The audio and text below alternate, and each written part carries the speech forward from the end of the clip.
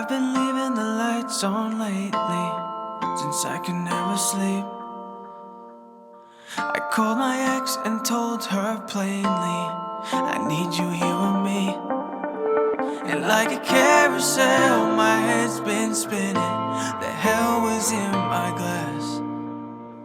I grabbed my phone and started Google searching how long hangovers last.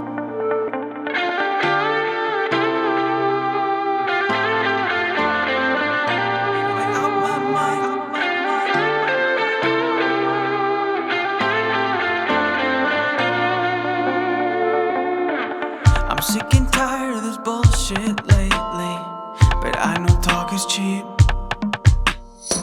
Just one more shot to set my mind free, or maybe two or three. And like a carousel, my head's been spinning. The hell was in my glass? I grabbed my phone and started Google searching. Will my throw up stain my pants?